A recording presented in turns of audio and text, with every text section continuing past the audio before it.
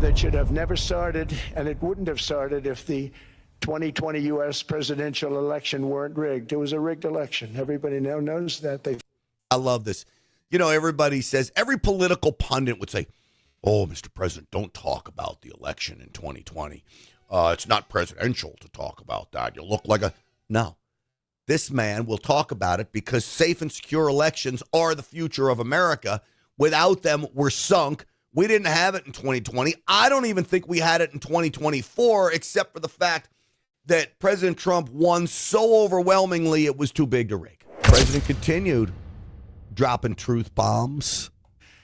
That pursued the Green New Scam, perhaps the greatest hoax in history. The Green... Do you believe so? He's in Davos, which is all about the Green New Scam, and he just called it the greatest hoax in history, which it is, which is undeniable, but it's great telling it to their faces. New scam, windmills all over the place, destroy your land, destroy your land. Every time that goes around, you lose $1,000. You're supposed to make money with energy, not lose money. Here in Europe, we've seen the fate that the radical left. The windmills lose money. I'm going to play a clip from him where he talks about China building these windmills. It's the only ones making money off the windmills is people building it. What happens when the wind stops? No energy. America's abundance is in coal and oil and natural gas, fossil fuels. Why wouldn't we use that to create energy? Certainly, I want to work on technology to limit emissions, to limit any damage we may do to the atmosphere, the environment. I'm all for that, but not at the expense of the economy, not at the expense of where you do that so much you put us behind the 8 ball and we can't compete anymore. Man, oh man, I thought President Trump was great today. Windmills all over Europe. There are windmills all over the place, and they are losers. One thing I've is that the more windmills a country has, the more money that country loses and the worse that country is doing.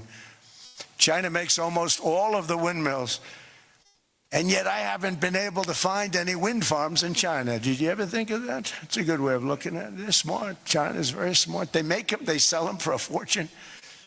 They sell them to the stupid people that buy them, but they don't use them themselves. They put up a couple of big wind farms, but they don't use them. They just put them up to show people what they could look like. They don't spin. They don't do anything. They use a thing called coal, mostly. But China goes with the coal. They go with oil and gas. They're starting to look at nuclear. Well, nuclear fusion, cold fusion is going to be the wave of the future. Now, China does have wind farms. And the left is going to jump on President Trump for this. So I'm just going to brace you for this. The left is going to jump on President Trump for Trump saying China has no wind farms.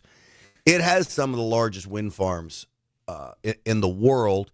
The left will call it a global leader in wind production, but it's only a global leader because China is so huge. As a percentage of its electricity production, it doesn't even come close to being a global leader. I mean, China is so reliant on coal. Which there's nothing wrong with that. In fact, I would offer up we should be exporting lots of coal to China. Put China reliant on us for something. But they'll pounce on Trump for this. But his point is it's such a small percentage of energy production in China, and yet they want to push it on the rest of the world. And that to me is ridiculous. In all of this. So as President Trump basically drops the hammer on the global elites, I'm so glad he went there to tell it like it is. You have many of the global elites that do not want to answer questions from the conservative media.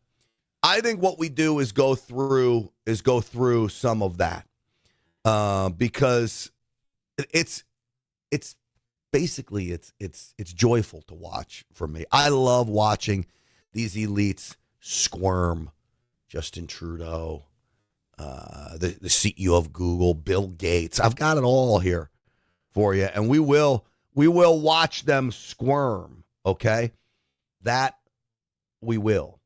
Before we do, you know about Patriot Mobile. I know you do. I've told you about it every day on this program. If you're not with them now, please, today's the day. Just make the switch. You're funding the woke left if you're with the three big cell phone companies. Patriot Mobile, making sure 10 Commandments are in schoolrooms across the country. They're fighting for school boards across the country. They invest in programs and outlets like this to spread the conservative message. They literally are America's only Christian conservative wireless provider, 100% U.S.-based customer service. You choose what network you want to be on. You can keep your phone. You can upgrade it.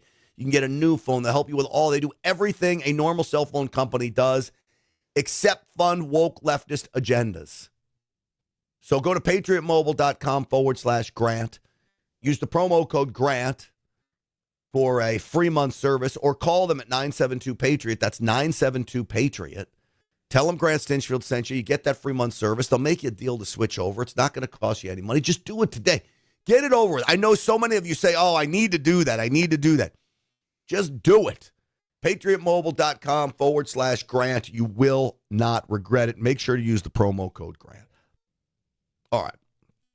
So let's go through some of the highlights of my buddies over at Rebel News approaching some of these global elites. What about Google CEO Eric Schmidt? Eric Schmidt was on the front lines of censorship. My YouTube channel was canceled. Listen to these guys. My God, what a problem. It's a spiriting dialogue. My God. Why are you screaming? Way, amazing. You're not in control because of your you're pressing emotions. against me. What do you think of the sparring match between the U.S. Embassy and Europe over censorship?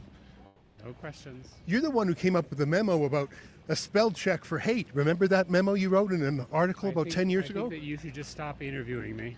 I know. So you can just stop interviewing me. No questions, he says. No questions. Why not? You're the CEO of Google, man. Like, I know we all want to use DuckDuckGo and all the other options, but let's face it, most of us probably still use Google.